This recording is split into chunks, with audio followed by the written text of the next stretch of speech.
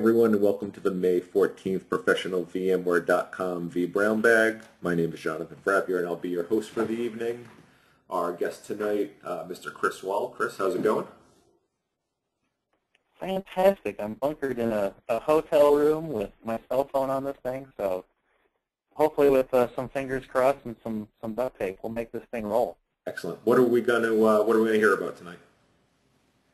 Oh, we're going to talk about virtual networking as it pertains to 3 different chapters in my book, and for the most part, we're going to keep it pretty open to what the audience wants to talk about. Excellent. Great.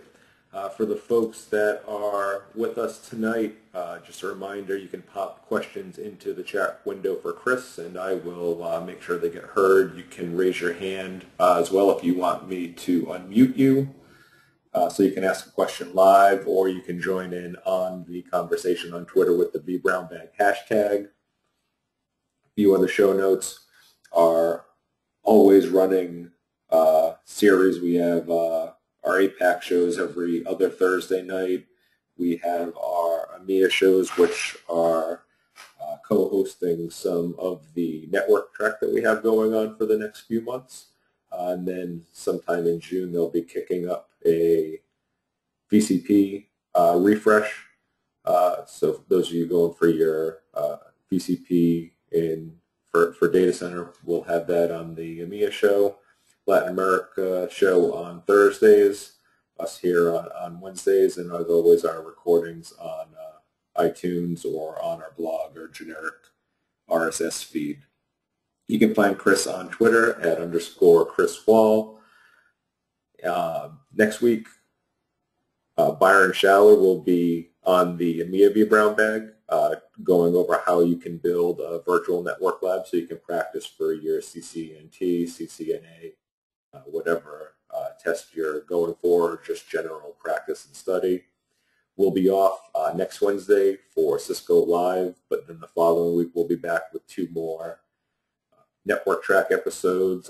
Daniel Bogda on the 27th, Tuesday the 27th, on the EMEA vBrownbag, covering the CCENT, and then Josh Cohen will be on the US vBrownbag on the 28th, covering the installation, configuration, and management of the Cisco 1000V. As Chris mentioned, he's got the Networking for VMware Administrators book. You can hop over on Amazon, pick that up. If you are new to networking, need to brush up on your networking, know just enough networking, that's a great book to have on your bookshelf and to get familiar with. With that, I am going to, if I remember how to make Chris a presenter, it's been a while since I posted. There we go, make Chris presenter. All righty. Let me show my screen here. So before we get too far into it, just wanted to explain what we're doing here. Is this is actually a jump box in my lab, and I prepared a few slides. Hopefully you can see my fancy friends there spinning some tunes. But just a few, and I don't have really anything fancy presentation-wise. Because it's a jump box, it just has like Chrome, so I don't even have PowerPoint on this thing. So let's cover a little bit of the ground rules and what we're going to talk about, and then we'll dive right in. So as mentioned, the hashtag is vBrownbag. Got my friends there talking about hashtags and how fun they are. Just a little quick about me in case you don't know who I am. This is some stuff that I do, and there's that. All right, so the fun stuff, what we're going to talk about today. So my goal is to basically express 3 different chapters from the book. If I were to distill that into kind of what you're going to take away in this fun, fantastic hour-ish of time, it's to learn how to wield the majesty that is the vSwitch in various use cases. So whatever that may be to you, we're going to cover that. Some quick kind of agenda here. If you have the book, I put the chapter numbers on there of what we're going to cover. If you don't, the titles for those chapters are differences, meaning the differences between the physical world of switching and the virtual world of switching, because this is the Cisco CCNA track. You know, you're potentially trying to get certified in networking in some way, shape, or form. So it's important to understand how these two different worlds differ. And then if we have some time, I wanted to cover the standard and distributed switch, mostly from a design perspective, but we can go into configuration, because realistically, if we pull up the rules here, I like questions. There's no right answer for just about anything. There's always multiple right answers. And realistically, the flow is totally up to you. So with that, if there's any technical difficulties while we go through, just holler at me. If you got questions, just ask them. I want to be available to all of y'all for the hour to basically make this as interesting and useful as possible. Let me get these stupid slides out of the way, and we will partake of some things in the networking world. Actually, I think I had one more. Let me see. Yes, okay. There is. I had to include that man riding a unicorn because that's awesome. But we're going to talk about differences first. And I think, well, first off, are that many people on here, I guess, really into the physical networking world? Or do we have a lot of like networking folks on here? Is it mostly VMware folks that are on here? Just so I understand kind of where we're basing the conversation at, so I don't bore people. If I talk about some differences between physical and virtual networking, is that interesting? I don't know if there's a way we can poll people or whatnot on that, but yeah, I guess maybe if I feel like there's tomatoes being thrown at me. if folks want to raise their hand, does that sound good to everybody? I know that's what I was looking forward to. One answer in chat. Yep, interesting to me. Okay. Awesome. So if there's a point where I say something and you're like, wow, I don't understand that, or I really wish you would go deeper on that, please just throw something at me, make it known, and we'll go into it. But I think one of the interesting things about the differences is that there's very few of them holistically. I mean, there's obvious differences, right? There's physical switching, obviously is different from virtual switching. There's physical switching infrastructure. A lot of times the form factor and what you're doing with it completely different. But let's not focus on that. That's kind of like the differences between, you know, an airplane from today versus a canoe. You know, like they obviously have some physical looking differences. They get you places differently. But there's actually not that many significant differences between them. The four that I think are most prevalent are covered here. And they're realistically we'll cover them one by one. We'll go into them kind of one by one and go a little deep. So first is how we tag traffic. And for those that have any kind of networking involvement, you played with how Layer 2 works. The tagging is basically how we do virtual LANs or VLANs. And these are ways that we can insert a tag, it's just a field, into an Ethernet frame. And we can kind of show ownership of where that particular frame belongs from a logical perspective. We can turn our physical environment of switches into multiple logical kind of switch LANs. And this is kind of basic networking 101. Nothing all that spectacular around it, but the whole tagging process is significantly different when you get to the virtual world. And that's because there's many different ways you can handle those tags that are different from physical. So in the physical world, when we talk switches, we're talking about really just a couple different ways we do tagging. We do an access port. For the most part, that just means that any traffic that enters or leaves that port will have one VLAN assigned to it. It kind of belongs to one virtual LAN. Okay, so that port is kind of pigeonholed into doing belonging in one LAN, kind of like it's kind of like in the physical at that point. With the tagging for trunks, that's where we can say, you know what, this port is going to participate with multiple virtual LANs. And that way, historically, that was how we passed VLANs between segments in our network. You'd have maybe a group of 20 or 30 people on one floor, and they all work together, and they are on a virtual LAN. And maybe they attach to a workgroup switch or some kind of campus switch. And then you'd have another segment elsewhere in the environment. And the way those two switches could pass traffic between the segments was having the trunks established between them. And that was ways that we can pass these tags along back and forth.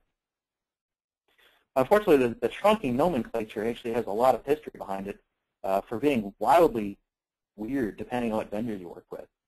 So if you've ever worked with HP switching, they consider a trunk to be a lag, basically where we bond multiple links together to act like one logical link. So they use the word trunking a little differently than Cisco and some other vendors use the word trunk. So when I say trunk, what I'm trying to dictate is the fact that trunking means we're going to pass multiple 802.1q, that's the IEEE standard for VLAN tagging, on one frame. We're going to allow that port to pass different kind of frames or different tags on the same port. Okay.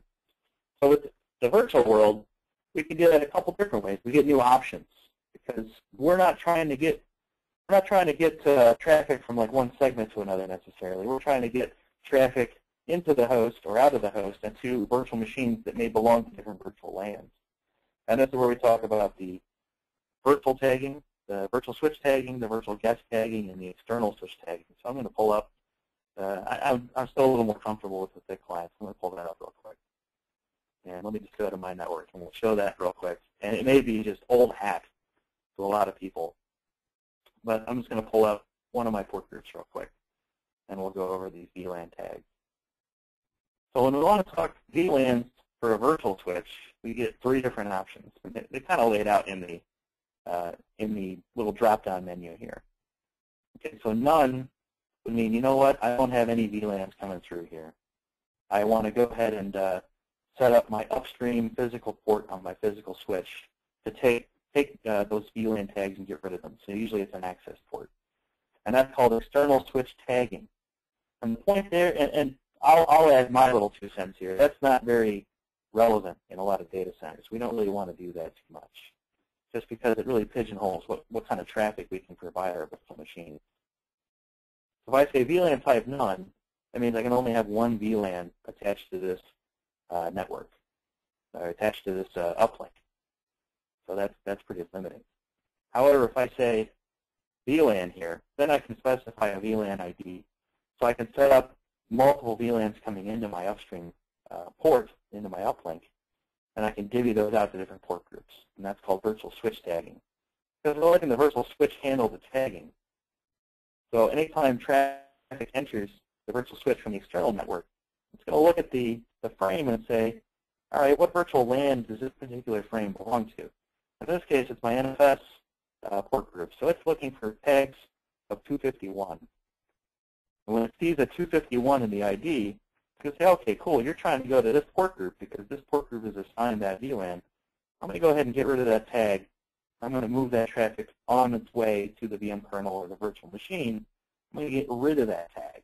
That's like a service that the switch provides. And that's something you really, it doesn't really have a translation in the physical network that well. It's something kind of unique for virtual networking. And then the last use case, again, it's kind of not that, it's kind of like the none mode, the VLAN trunking, where I can actually pass different VLANs directly down to the virtual machine. And that's the virtual guest tagging. And that way we're kind of saying, you know what, the tags that come in from my physical network, they're going to hit my virtual switch. And as long as it's somewhere in this range that I'm defining here in this little box, I'm going to go ahead and pass that traffic along with the tags intact. I'm going to make sure, or I'm going to put the responsibility of looking at those tags onto the guest. So it's kind of like those three places. We got either the physical switch is doing the tagging, the virtual switch is doing the tagging, or we're just going to let the guest handle the tagging. For the most part, people are going to do this VLAN selection here and let the switch do the tagging, the virtual switch tagging. It's pretty prevalent. I'm not saying that's the only way to do it, but it's pretty darn close to being the de facto thing that people do unless they have a unique use case. That's pretty much it for the tagging part that I wanted to cover. Let me go back to my little reminder here of what I was trying to talk about. Okay, and that's kind of like VMware 101. People have been talking about that forever, so I just wanted to add it there. I think what's more interesting is the layer 2 decisions. Okay, so layer 2 decisions are the fundamentals of networking. Because at layer 2, we're talking frames of traffic. Usually Ethernet is what we're talking about for the protocol. There's a set of rules that you have to follow. And it's typically, whenever traffic comes in to the switch, it's going to look at the source address and say, okay, cool. Maybe the source address is the letter A, we're just going to pretend. And it'll say, cool, since I saw some traffic come in this port, and it's from MAC address A, I can go ahead and update my table, and I know that if I need to send traffic to this A fellow, it came out of this port, so I need to record the fact that he lives over here, and that's called the MAC address table. And so that's kind of, it's like a learning process. As it sees traffic goes by, it just keeps sniffing out those MAC addresses from the source and says, okay, now I've learned where you live. You know, it's kind of like Big Brother. And through that process, it builds up its MAC address table. If it doesn't know where something lives, if the switch is like, you know what, I've got a frame that came into me, I don't know where the destination is, it's going to flood that traffic out every port except for the one that it came in. And so these are just fundamentals of physical networking that vary very greatly for virtual switch. It doesn't work that way at all with the virtual switch. And that's because, you may guess it, right? What does the VMware virtual switch know that a physical switch doesn't necessarily have access to? And I'll kind of clue you in. If I go to my switch port here, I'm going to go, actually I'll go to something a little rich. I'll go to my core. And I go to my ports, you can see here, it knows the MAC address of every single virtual machine that it's responsible for. So I guess I'll put the question to you, do you think that this virtual switch needs to do a learning process on the MAC addresses? And the answer is no. It already knows there's no learning that needs to go on. It's already connected to vCenter. Virtual machines are talking to the host. They're talking to vCenter. They're recorded in both places. In this case, it's distributed switch. That doesn't really matter. But in either case, standard distributed switch, it has the full MAC address table at all times. So it doesn't need to know, it doesn't need to perform any learning. So that's a huge difference. So the process from a virtual perspective is if it sees traffic come in from something internal, like a virtual machine, it's going to say, cool, if you're not going to another virtual machine that I already know about, I'm just going to throw you in the uplink. And I'm going to let the physical world handle that. It's not my problem. So it's going to find one of these uplinks. Here I have a couple different uplinks attached to my uplink port group. I've got 2 per host. So you can see here each one of these hosts, expand that out a little bit, has a pair of uplinks. And so I'll say, you know what, it's not destined to any virtual machine I know about or any VM kernel interface I know about. It's not my problem. I'm going to throw it in my uplink and let it take care of it. So there's no flooding. That's a big difference, no flooding. And then if traffic comes into the host for some reason, and it looks at the traffic, it's from the physical world, and it looks at the traffic and says, and this isn't for anybody I know about. This isn't any of my virtual machines. This isn't any VM kernel ports. You know, it looks at its little table right here. It says, you know, I don't see this anywhere in my list. It's just going to drop the traffic because it's not responsible for it. These are big differences. Let me go back to my thingy here. It also means that there's a lot of challenges in layer 2 environments and networks around looping that you just don't have to deal with virtual switches because they don't quite follow the rules. So I know I've been talking a lot. I'll pause. Do we have any questions or anything? Am I losing the audience here? Just interesting stuff? No, I think this is good stuff. No questions up right now. All right, good. I guess crickets are good. It's always weird when you can't see the audience face. So I don't know if everyone's like staring at their phone or not. But Sure. Okay. Good. So, good comments coming in on chat. Folks are saying it's good. Okay. Okay. Good. So yeah, that's a pretty big difference. So there's a common misconception around some ways to configure virtual switches, and a lot of that is people taking common ways to avoid looping and implementing something like spanning tree, which we'll cover in just a moment. They take those tricks in the physical world and they apply them to the virtual world when they don't need to. So that's an issue that you may run into as a VMware admin, or there are things that may confuse you if you're a network admin, and there's just the differences need to be known. So that's a big difference. We also talked about, I mentioned spanning tree. And spanning tree's entire job in life is to make everyone's life hell. It's a very annoying but very necessary protocol that gets run in the network to find, track, and eliminate loops. Because when I talked about various flooding processes where you could have floods that go circular, you could have broadcast storms where I'm generating a frame that says go to everybody. And if it goes to everybody in a loop fashion, then it goes infinitely until the switch's buffer is filled up, and then all the traffic stops, and that's typically a bad thing.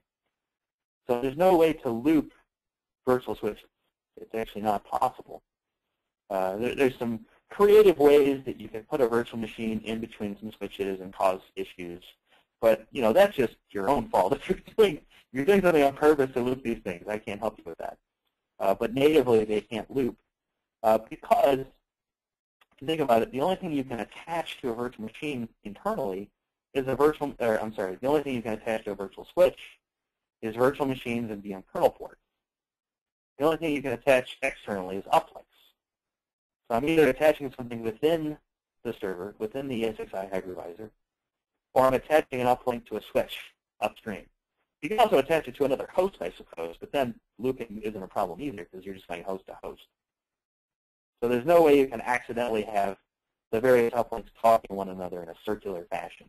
You also can't make a vSwitch that links to another vSwitch. There's no way to do that outside of some trickery. There's some ways you can blow up everything, but not really built into the platform. So we don't need spanning tree, and that's where it's very important that one of the differences that people typically encounter is in the physical switching world, you're going to want to enable spanning tree and that learning process on all the ports between switches, and typically the edge ports that connect to some kind of interface, wall jacks, and things like that. You absolutely want to do the opposite in the VMware world.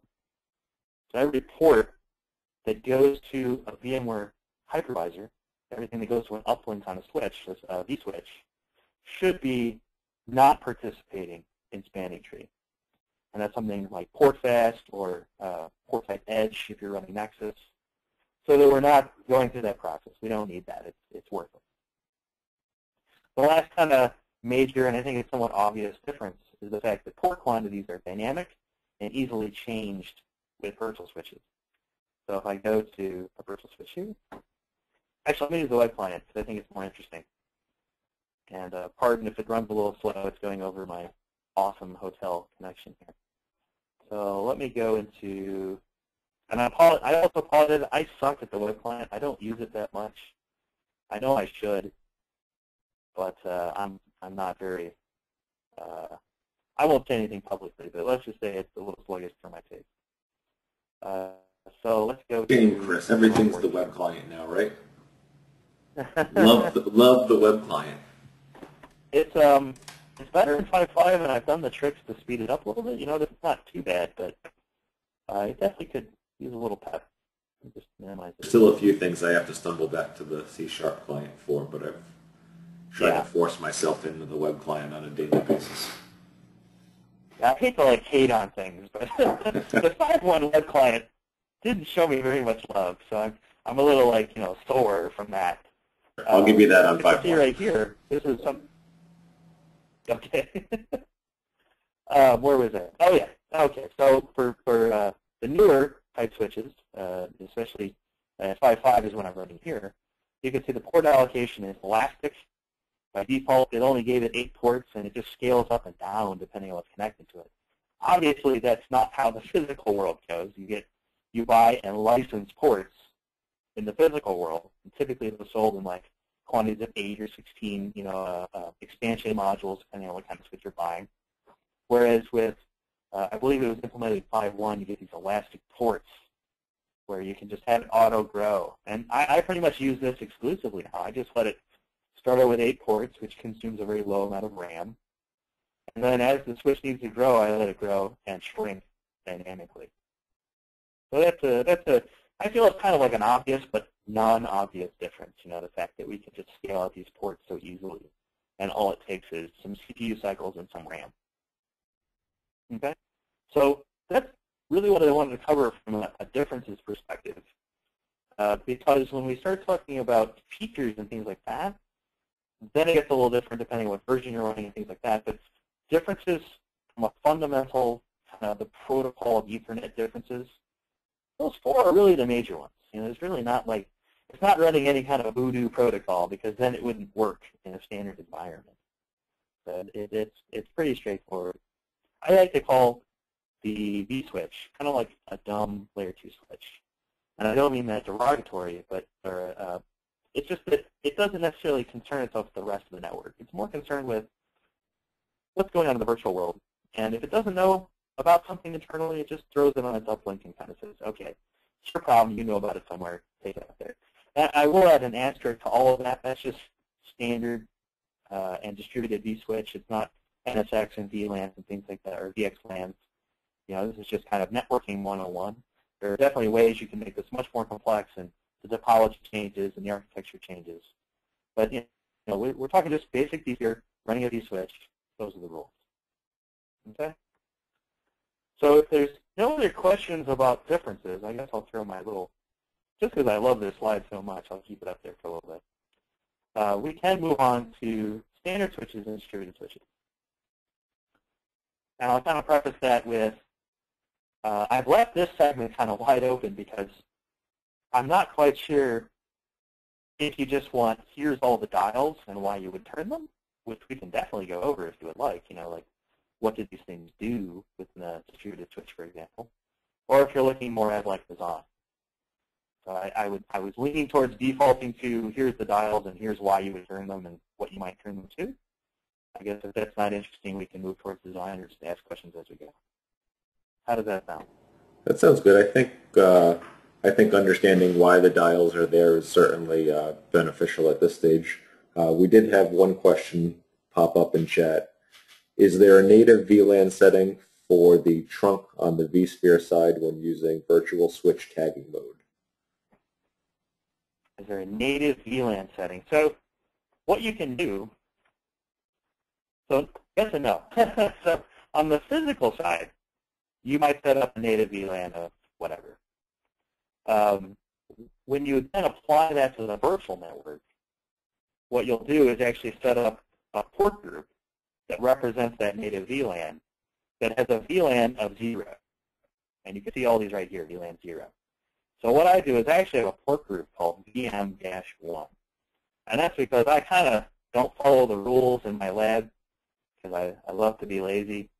And so I use VLAN 1, the default VLAN, because, you know, it's there. And I have that as native on all my trunks. And so you'll see here this VM-1, that's my way of telling myself I've got virtual machines on this port group that is using VLAN 1. So you notice everything kind of ends with a number, tells you the VLAN number. On the actual configuration, the VLAN ID is 0, which tells, it's basically the signal to vSphere to say, there's no VLAN on there, it's native. And everything else I've actually said, VLAN 253 for vMotion, do VLAN 253. So that's how you express a native VLAN to the vSwitch. Does that answer your question, or did I just make it even more confusing?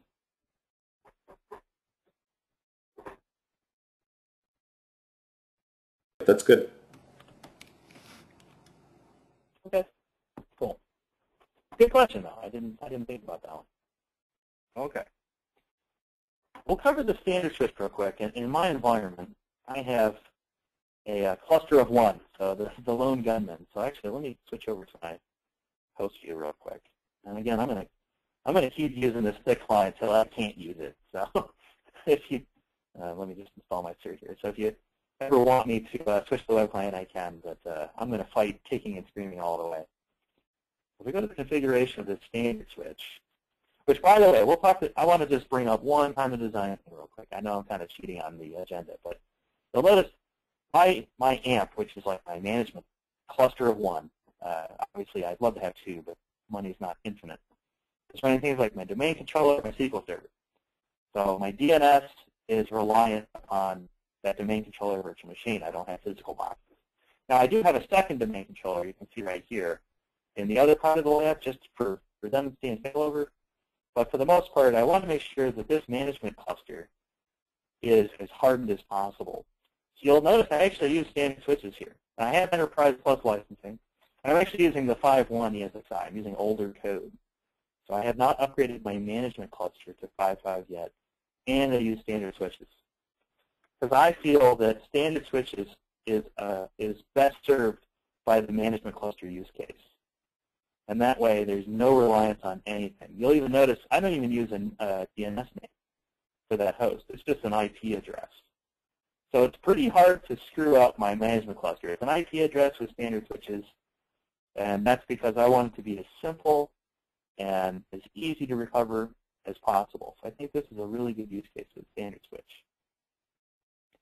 So you'll look at the standard switch here, and Chris, I'll back up just one step for a moment. Just go ahead. Sorry. so would you do you use that in your designs commonly, or is that a depends on business requirements type thing, or is it something you try to do even outside the lab? Well, I stole the name AMP from the vBlock. That's the Advanced Management Pod. So every vBlock has one of these things with either one or two servers. But even if it's not a vBlock, which is somewhat common, I try to put in 2 management servers into its own cluster.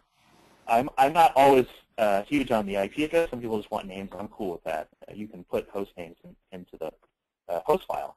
But I pretty much always try to use standard switches here if I can get away with it. Because if you think about it, I don't need any special features here, and I just need connectivity. Okay?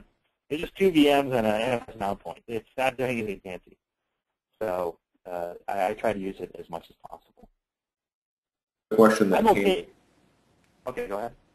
One other question that came up was the comment about not using spanning tree. Does that mean you're disabling spanning tree on the physical switch ports, or do you leave that in? You'll actually go into the configuration of the physical port interface. And I only know the command off the top of my head for Cisco, but in Catalyst or in iOS, it's the PortFast, spanning tree type PortFast. And in Nexus, it's the spanning tree port type Edge. And that's the interface that goes, if I were to pull up these interfaces right here, we can see that that's a big example. That's one of my IP phones. If I were to go to one of the interfaces here, we can actually use LLDP on my switch. You can see the physical interface.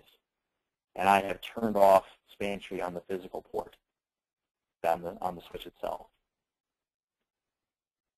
I can pull up, I can look at gigabit Ethernet, chassis 1, port 2, has no spanning tree on it. This is an HP switch, but you turn it off there. Because there's no concept of spanning tree in the virtual world. It doesn't have an on or off switch. Does that make sense? I think I got it, yep. Okay. So go back to this guy, and we'll just talk real quick on the standard switch. There's not much that goes on with the standard switch. That's kind of why I like it for management. It's very hard to break. It's very resilient. There's been a lot of advancements in vSphere 5.x around making the VDS, the distributed switch, much more difficult to break and much easier to fix. But hands down, you can't beat something that only lives on the host. It has no dependencies. And so if you look at standard switch, I think I got this little doodad in my way. Minimize that guy. Go away. Hold on, I've lost my connection to my V server. Let me get back in. Need more power, Captain?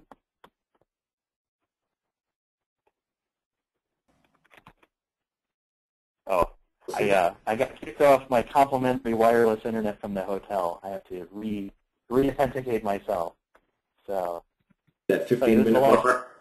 Yeah, complimentary one-day access. Apparently, I got on at 8 o'clock yesterday. Okay, let me get back in there. I do apologize, everybody. The life of the road warrior. It's very elegant and glamorous. While you're getting reconnected, another question that came up, do you think using a DVS for a management cluster is a bad design choice? See, the rules are there's no such thing as just one good way to do things, right? So there's absolutely ways to justify and call out that that's a good design choice. So let me, not right now, I'm back in. So I've actually had designs where we did use the distributed switch. And, you know, it's more around looking at the risks and what's acceptable and what's not and how you want to mitigate them. So if you're going to use the distributed switch in your management cluster, you want to make sure that if all hell breaks loose and the whole data center was powered down, that you could recover from that. maybe that risk isn't even on your mind. You're like, you know what, the data center is never going to go all the way down, which knock on wood that it doesn't. And then you may say, choose switch fine with that, just out of the box. So I don't think it's bad or good as long as you can justify why you chose the distributed switch in your management cluster and what the reasons were for choosing it. You may say, in my management cluster, I really need network I/O control, or I really need egress traffic shaping to solve these problems, and so that's why I did it. But if you just, I used distributed switch because it was there, then you probably have a bad design choice. Does that make sense?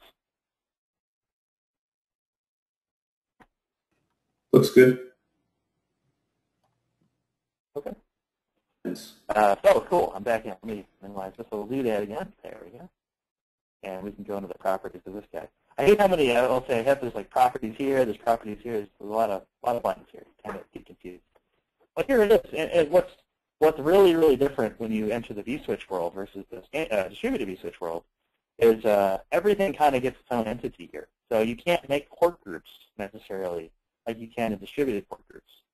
You know, if they're like, here's management, which is an interface.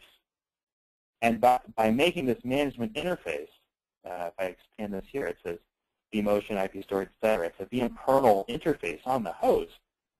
It kind of builds the port group at the same time. So I made this management group, this management VM kernel port group kind of looking thing. Puts a VM kernel on it, but it also containerizes it. So it's standard switch. I can't mix any VMs and VM kernel ports. They have to mix. They're all separate.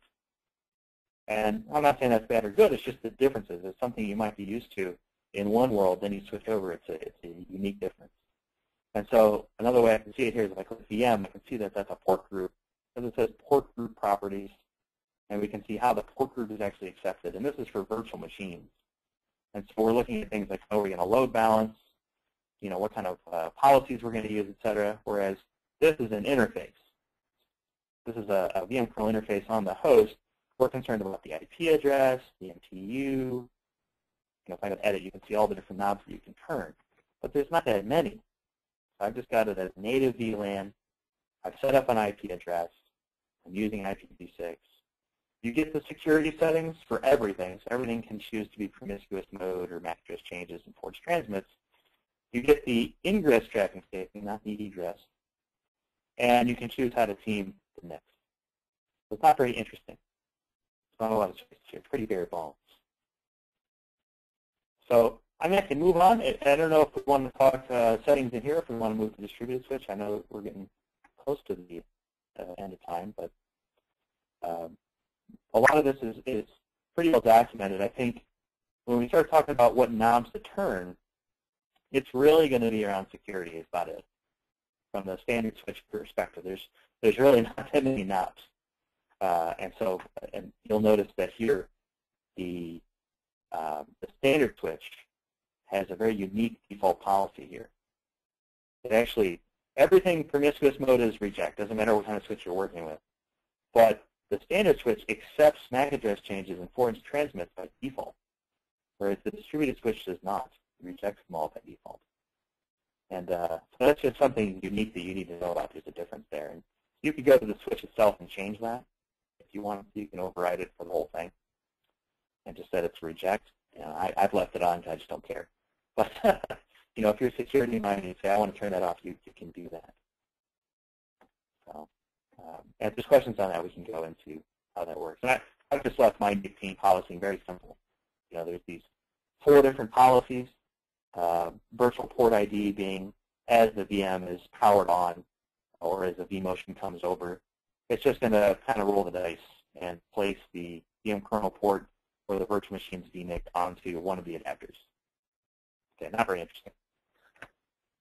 Whereas IP hash would be used for static ether channel, where we bonded the uplinks together. Source MAC hash, very, very niche. I really have only seen it like twice. An explicit failover. That's an interesting one, because explicit failover order is only going to pick the first adapter on your list. If I were to choose explicit failover order, it would use everything would be on VMNIC 3. It would just say, okay, it's the first one on my list. And if this failed, then it would go to VMNIC 1. So why would you ever choose that? There's some reasons. There's some pretty good reasons, actually. Maybe you want to have it go to VMNIC 3 because you're using converged infrastructure, and VMNIC 3 goes to a layer 2 domain like Cisco UCS. You have a fabric interconnect that's attached to this side. This is the A side. Maybe this is the B side. And so you want everything to be on the A side unless that fails. And that way, layer 2 traffic doesn't ever have to go to your distribution layer, or your core, or something like that. It stays local to the fabric interconnect.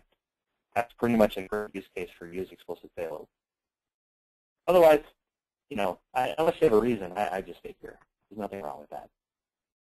So sometimes I find people don't like virtual port ID because it's the default. People tend to think defaults are bad. There's nothing wrong with that. Okay? Let's move on to distributed switch. Unless there's questions here, I don't mind answering questions if there are. One other question that came up, would you say disabling forged transmits is a low-risk change? Well, so if you don't have anything that needs the MAC address, the forced transmits and the MAC address changes, and they're not being used, then you can make the change. It's non-invasive. There's nothing. You can make the change during production. It's not going to hurt anything. If you have a VM that is using one of those two technologies, then that port is going to be disabled. So by port, I mean the virtual port. So like when we looked at the networking over here. So what you'll actually see is that port here, instead of saying link up, it'll say disabled or disconnected. I forget the exact terminology. Or blocked. I think it's actually blocked. And that virtual machine will no longer be able to transmit traffic. So you want to check that. One thing you can do is if you look at this runtime MAC address, that's a great indicator as to whether or not it's using forced transmits for MAC address changes. Because if this doesn't match, if this looks goofy, you notice everything's 00, 50, 56, B8. So for some reason it doesn't match that first part because somebody's made it something weird. That's a great way to say, okay, somebody's done a MAC address change. So I know that they are using that technology. Fair enough? Fair enough. Another question that came in on keeping this interactive. When using a distributed switch, is it advisable to put all functions on the distributed switch, management, vMotion, fault tolerance, iSCSI, etc., or just VM traffic on the distributed switch and use standard for core functions?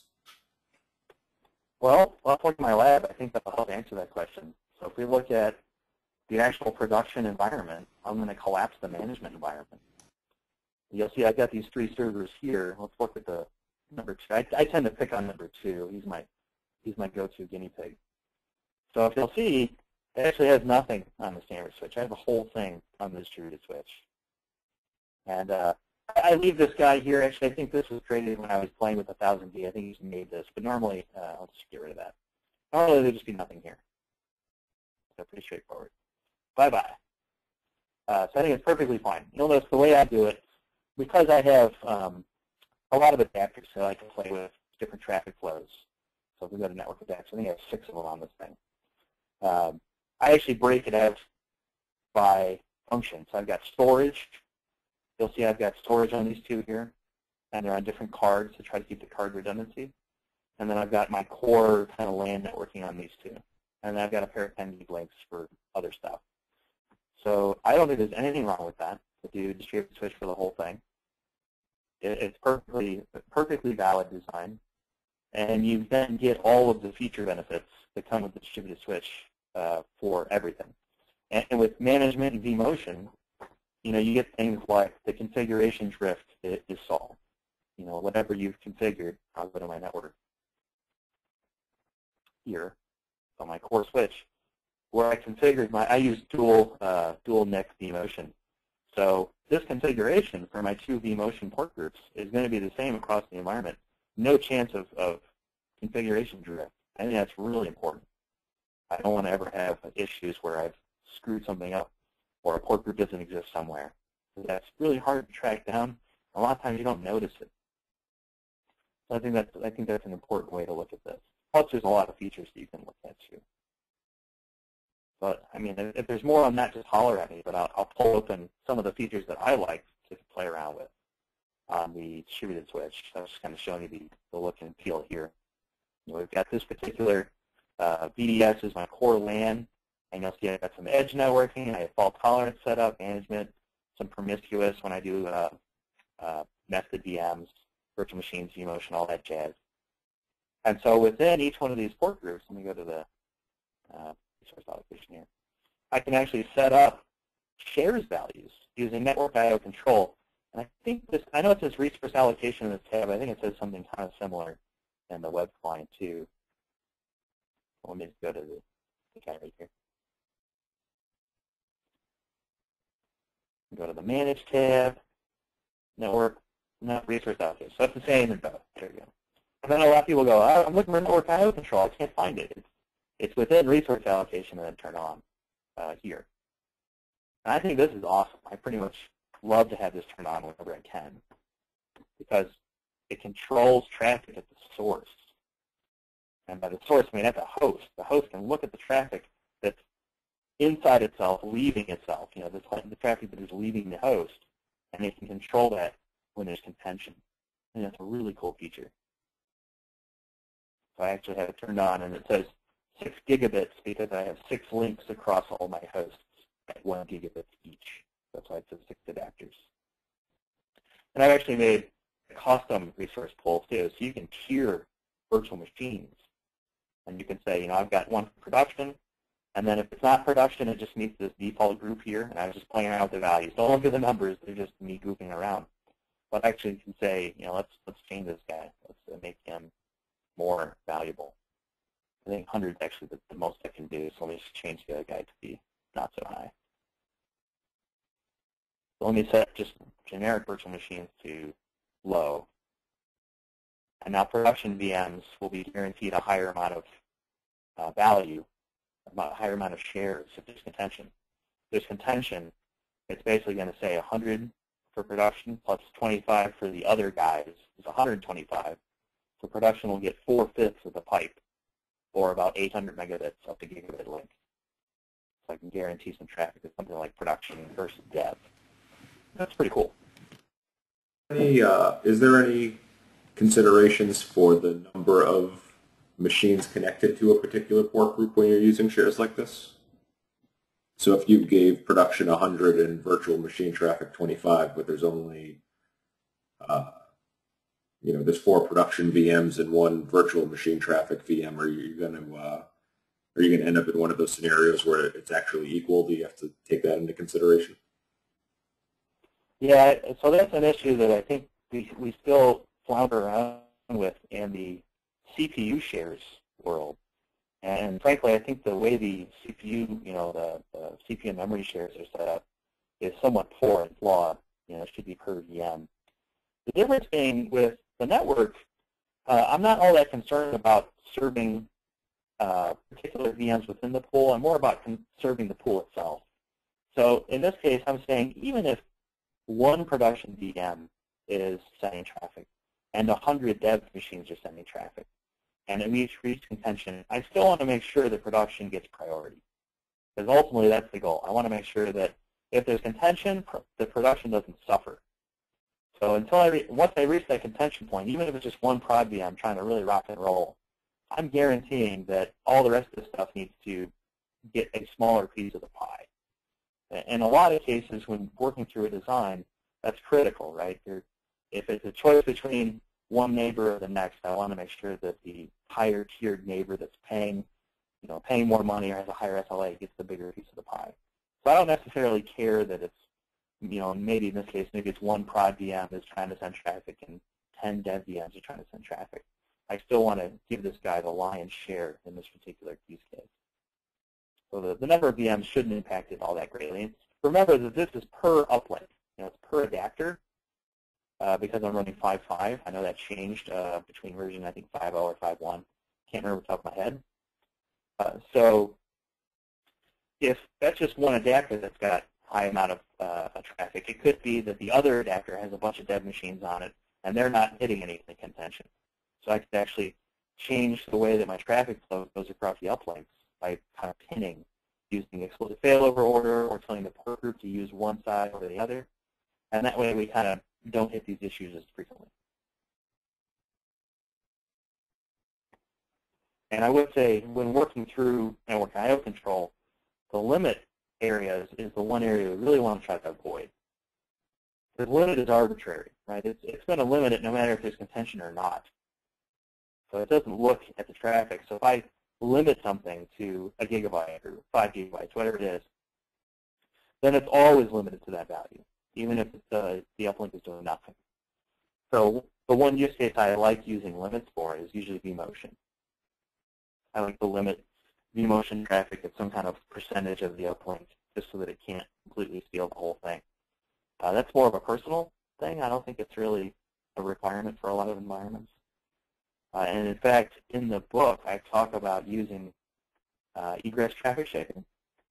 And I'm not even going to try to find it in this thing. I'm just going to go back to the old standby here.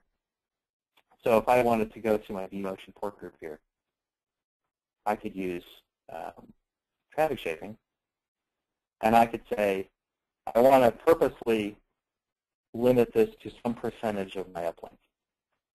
And these are very, I guess, misleading terms. You might think ingress is stuff coming into the host, and egress is stuff leaving the host. And technically that's wrong. It's the perspective of the distributed switch talking to the things within the host. So ingress is a virtual machine sending traffic into the distributed switch. And egress is the distributed switch sending traffic out to a virtual machine or a VM kernel port. So there's this corner case I talk about in the book where if you had multiple hosts, let's say you had 10 hosts, and all of a sudden you want to kick 2 of them off into maintenance mode because you're going to do some big upgrade. And those 2 hosts that are going into maintenance mode both start vMotioning off their VMs. They're using DRS. And they both roll the dice and say, you know what, I'm going to send one of my VMs to host 3. And host 2 says, you know what, I'm also going to send a VM to host 3. So host 1 and host 2 are sending a VM each to host 3. Well, if you remember, network I/O control is outbound. It's from the host to it. It's controlling the source traffic. So it's going to control and throttle the traffic coming from host 1 and 2. It doesn't do any good for host 3. The guy that's getting hammered with these 2 different hosts sending vMotions to at the same time. So we can use egress traffic shaping. And unfortunately, it's in like kilobits per second and kilobytes, and you got to do a bunch of math. But you can actually say, you know what, egress, meaning from my distributed switch to my VM kernel port that does vMotion, let's limit that to some value. I may say, you know, let's pretend I know math. Let's pretend it's, 90% of a 10 gig length. I don't actually know what it is off the top of my head.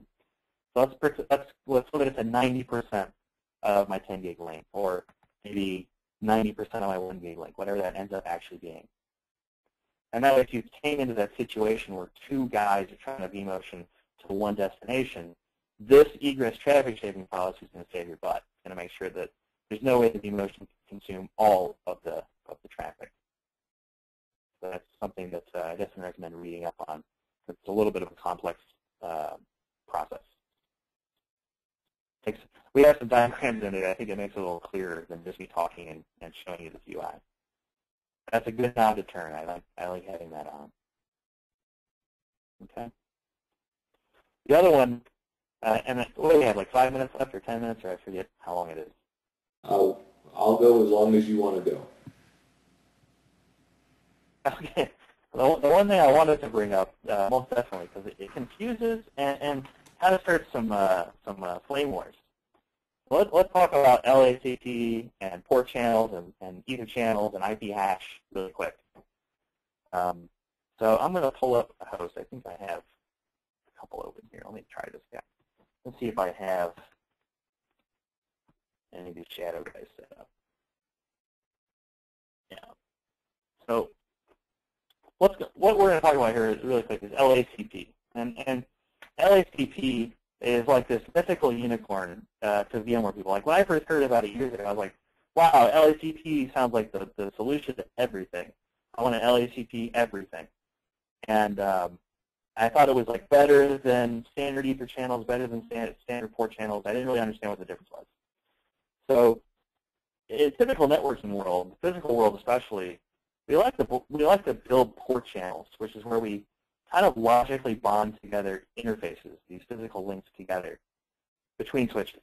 It's just a great way to do it. It helps kind of distribute traffic across different links. It's not intelligent. It's not doing load balancing. It's doing load distribution. And between switches, it's just the way to go. I mean, it's kind of networking 101. We want to port channel as much things as we can together to make it seem like one logical interface. And that way, spanning tree, instead of treating it like 4 different links and blocking 3 of them to avoid a loop, we put those 4 links or 8 links or whatever it is together into a logical interface. So spanning tree says, okay, cool. You may have 4 physical links between your switches, but to me it's just one logical link. So I'll let all 4 of them forward traffic. It's a huge win. And so people say, okay, there's a switch inside of the vSphere host, and you're connecting to my switch, so it's switch to switch, so I should port channel. I should logically bond those links together. And there's reasons you would want to do this and reasons you wouldn't. The reasons you would want to do this is it makes it a lot less stressful on the physical switch to think of all the MAC addresses living on one logical interface. So if you think about it, let me go back into here real quick. And we've got, here's my virtual machines, my port proof virtual machines. And I have all of these guys running on different uplinks. So I've got some VMs live on the first uplink, some of them live on the second uplink, and those physical switches need to track all these MAC addresses and where they live. Basically, what port are you connected to? And anytime I vMotion or have something move a VM from one port to the next, one uplink to the next, from the host perspective, the physical switch needs to know about that. And it's going to be told because typically we're running notify switches. If I edit this port group and go to this guy, notify switches is on.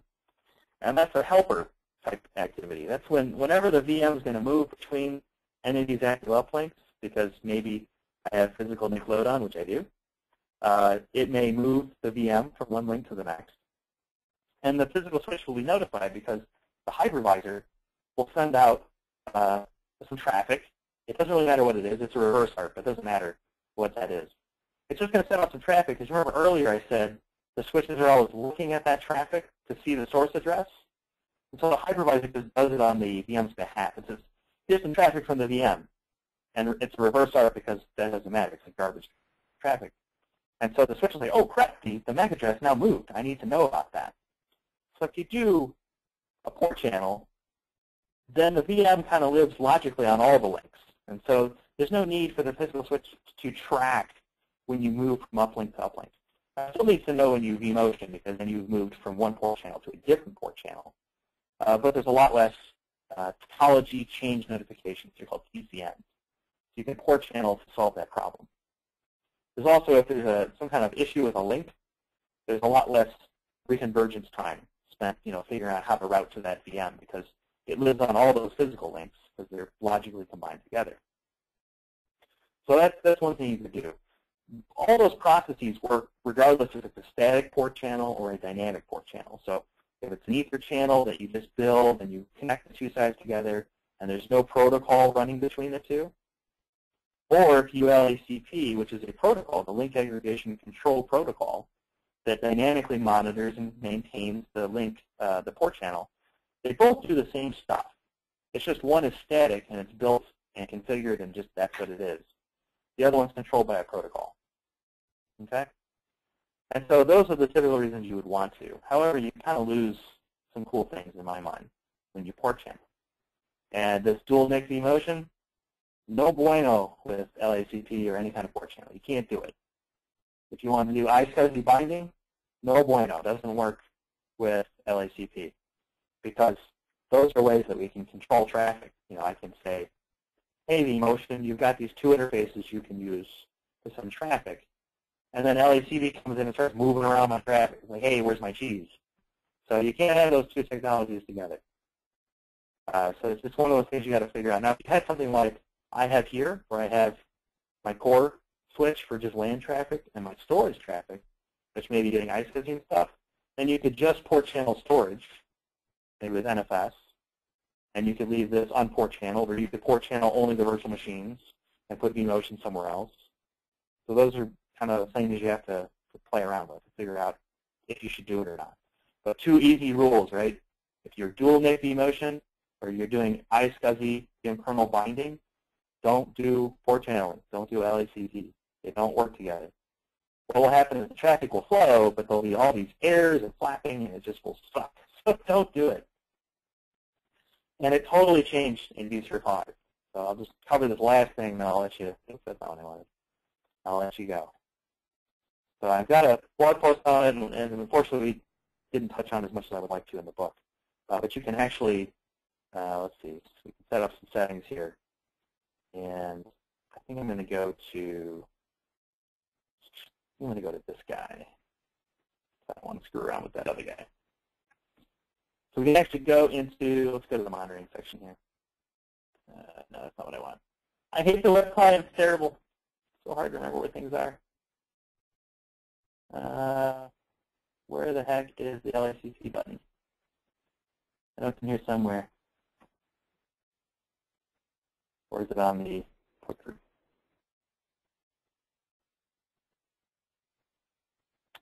Well, it's on here somewhere, and it lets you actually configure all of this stuff. And I think I'm just tired from a long day. I can't find where it's at, but we can actually set up LACP, which I just added in the settings in there. Not in there either. Man, I'm dying. I don't know where it is.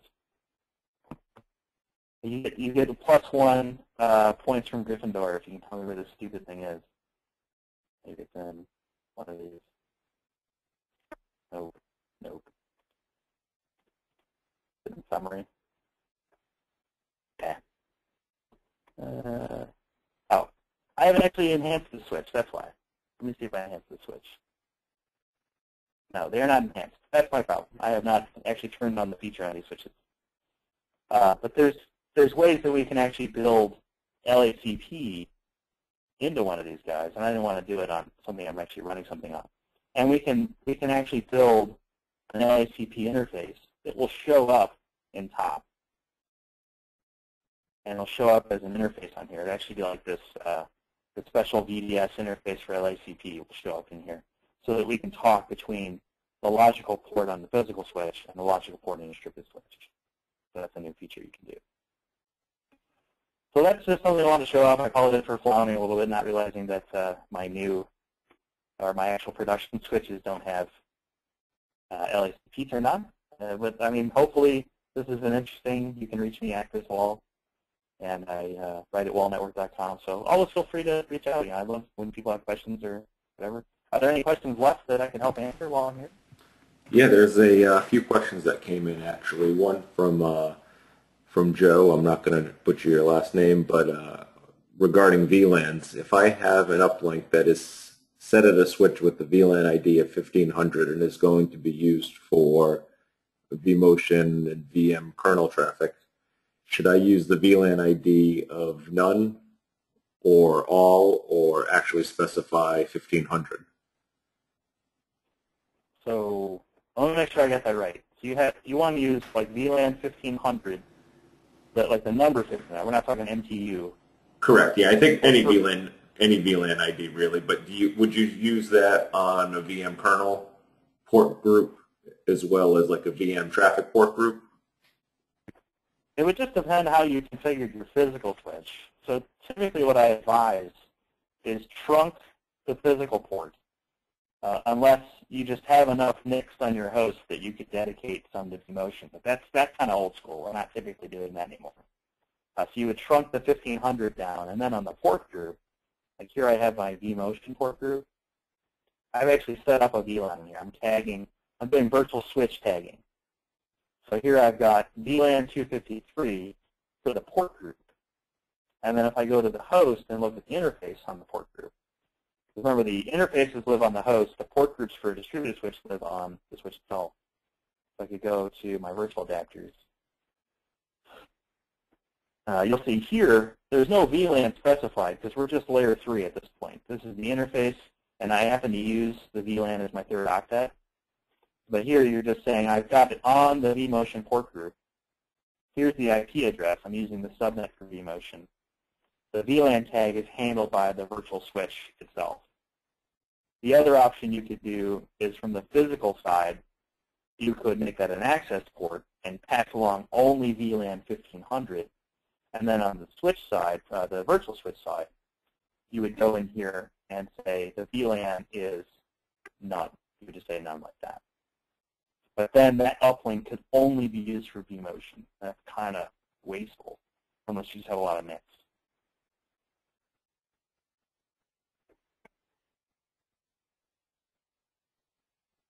Another question that came up, will standard and DV switches route traffic between separate VLANs, or is a layer 3 device required upstream to handle those decisions? So if you, out of the box, none of them do any, they don't have VLAN interfaces, so they will not do layer 3. If you actually deploy something like this guy, which is NSX, it will do layer 3. So you can push what's called a virtual distributed router into the hypervisor with NSX. But that's not a feature of the standard or distributed virtual switch out of the box. So if you had a switch that could route, you could set your routing up on the switch, or some other, potentially even other virtual device that can handle routing, virtual router or so. Yeah, so you could set up, like a popular one that I like to use is the Beata virtual machine. So you could set up a virtual machine that's sitting there, give it a layer 3 interface on the multiple VLANs and give it multiple vNICs on each layer 2 interface, or just set up one routed interface.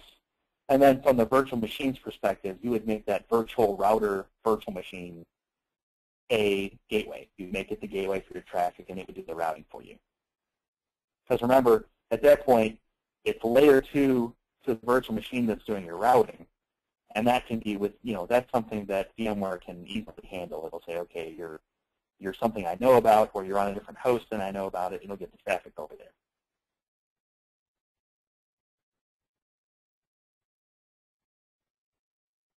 Cool, that is all the questions from the chat window. Twitter was unusually quiet tonight. I think our chattier folks are traveling around to various conferences maybe, or just soaking it all in. That's great. They're all the hecklers are off getting boozed up in Houston and wherever else they are, Georgia, something. OpenStack's in Atlanta or so, I think, right? Yeah, I think OpenStack's Atlanta and what, Tech at Houston, right? Sounds about right. Sounds about right. All right. So yeah, they're all getting boozed up. But no problem. I appreciate you having me on here. Hopefully it was education. Great. Thank you very much, Chris. Absolutely. Take care. All right. Have a good night, everyone.